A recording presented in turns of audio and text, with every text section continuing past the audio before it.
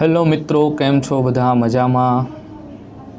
હાર્દિક સ્વાગત છે આપણી યુટ્યુબ ચેનલમાં. ધોરણ 11 વિષય ભૂગોળ વાર્ષિક પરીક્ષા 2025 કુલ ગુણ 80 સેક્શન A, B અને C ના વિડીયો ઓલરેડી અપલોડ થઈ ચૂક્યા છે, જોવાનું ચૂકતા નહીં. આજે આપણે જોઈશું સેક્શન D, જે 21 ગુણનો રહેશે. નીચે આપેલા 39 થી 48 સુધીના પ્રશ્નોમાંથી કોઈ પણ 7 પ્રશ્નોના મુદ્દાસર ઉત્તર આપવાના છે. દરેકના 3 ગુણ રહેશે. 39 વિશ્વના દેશોના ભૌગોલિક અભ્યાસ માટે નકશાનું મહત્વ અનન્ય છે. નકશો આખા વિશ્વની ભૌગોલિક માહિતીનું સર્વગ્રહણ છે, જેમાં પૃથ્વી સપાટીની તમામ વિગતો અને સ્થળો વચ્ચેનું અંતર જાણી શકાય છે. નકશા પ્રવાસીઓ માટે માર્ગદર્શન પૂરું પાડે છે અને નાવિકો, વિમાનચાલકો તેમજ લશ્કરી અધિકારીઓ માટે અત્યંત ઉપયોગી છે. નકશા સચોટ અને માહિતી પૂરી પાડવા માટેનું રાષ્ટ્રીય અને સંસ્થાગત આયોજનમાં મદદ કરે છે. સામયિકોમાં હવામાનની વિગતો અને સામાજિક સમસ્યાઓને નિર્વાણ રૂપે રજૂ કરવાની ક્ષમતા ધરાવે છે. તો ક્વેશ્ચન્સ પૂછેલા છે અહીંયા.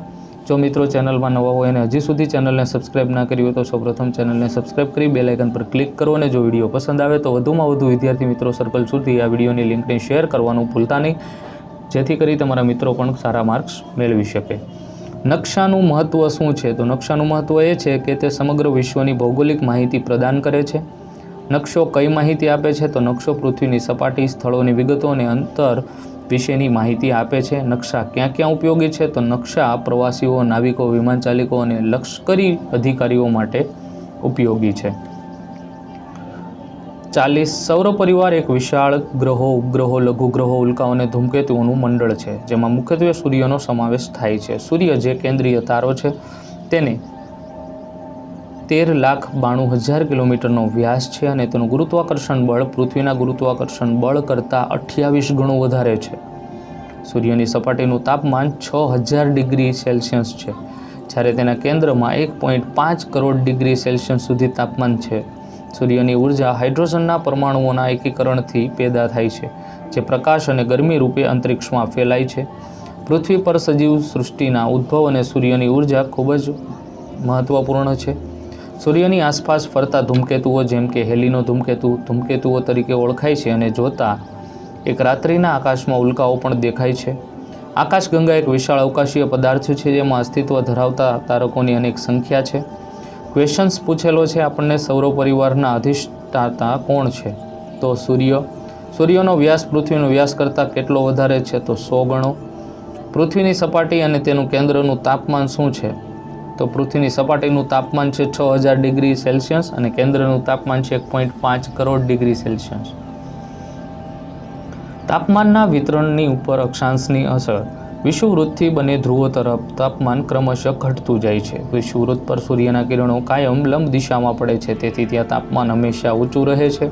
વિષુવવૃત્તથી ધ્રુવો તરફ જતા કિરણોને વાતાવરણમાં વધારે થરમાં તેને પસાર થવું પડે છે, પરિણામે તેમની ગરમી ઘટે છે.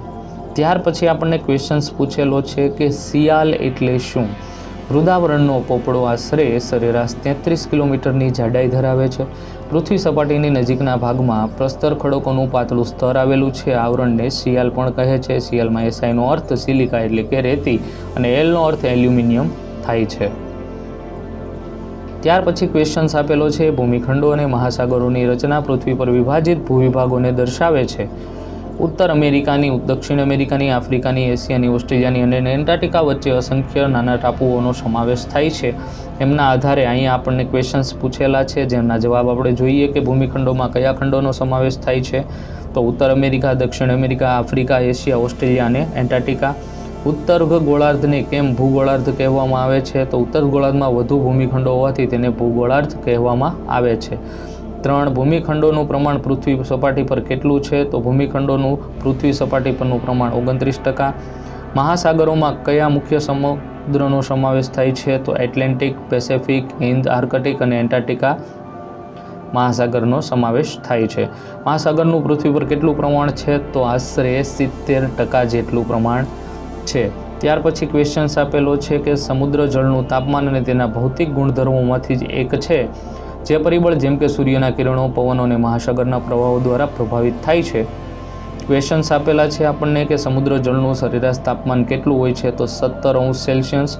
સમુદ્ર જળના તાપમાન પર સૂર્યના કિરણોનો શું પ્રભાવ છે? તો સૂર્યના કિરણો 200 મીટરથી વધુ ઊંડાઈ સુધી સમુદ્ર જળમાં પ્રવેશી શકતા નથી. ધ્રુવીય વિસ્તારોમાં પાણીનું તાપમાન કેમ ઓછું હોય છે? તો ધ્રુવીય વિસ્તારોમાં સૂર્યની કોણીય લંબાઈ હોવાથી તાપમાન ઓછું હોય છે. પવનો કેવી રીતે સમુદ્ર જળના તાપમાનને અસર કરે છે? તો પવનો સમુદ્ર જળના તાપમાનમાં ઉનાળો અને શિયાળાના તફાવત લાવે છે. ગલ્ફ સ્ટ્રીમ અને લાબ્રાડોર પ્રવાહનું તાપમાન પર શું પ્રભાવ છે? તો ગલ્ફ સ્ટ્રીમ છે ગરમ પ્રવાહ તાપમાનમાં વધારો હોય છે અને લાબ્રાડોર ઠંડો પ્રવાહ તાપમાનમાં ઘટાડો કરે છે. ત્યાર પછી ક્વેશ્ચન્સ આપેલો છે. ઘાસનો આધાર સૌરભજ ઉર્જા પર છે, જે મુખ્યત્વે પ્રકાશ સંશ્લેષણ દ્વારા કાર્બોહાઈડ્રેટનું ઉત્પાદન કરે છે અને એમના આધારે આપણને ક્વેશ્ચન્સ પૂછેલા છે કે ઘાસનો આધાર કઈ ઉર્જા આપે છે? તો સૌર ઉર્જા. તૃણાહારી પ્રાણીઓ કોણ છે? તો ગાય, ભેંસ અને હરણ જેવા પ્રાણીઓ. પ્રાથમિક ઉપભોક્તા કોને કહેવાય છે? તો વનસ્પતિને પ્રાથમિક ઉપભોક્તા તરીકે ઓળખવામાં આવે છે. ભારતીય ભૂતકતીનું સંચલન સમજાવો. વિશ્વમાં કુલ 7 મુખ્ય ભૂતકતીઓ છે. ભારતીય ભૂતકતી તેમાંની એક છે. તેના ભૂતકતીથી ભારતીય ઉપખંડ, ઓસ્ટ્રેલિયા ખંડ, ટસ્મેનિયા, ન્યૂઝીલેન્ડ, હિન્દ મહાસાગરનું તળિયું અને પેસિફિક મહાસાગરના નૈઋત્ય વિસ્તારના તળિયાની બનેલી છે. ત્યાર પછી ક્વેશ્ચન્સ આપેલો છે આપણને કે ગાંધીજીના અહિંસા અને સત્યાગ્રહના સિદ્ધાંતો દ્વારા ભારતીય સ્વતંત્રતા સંઘર્ષને વિશાળ જન સમર્થન મળ્યું.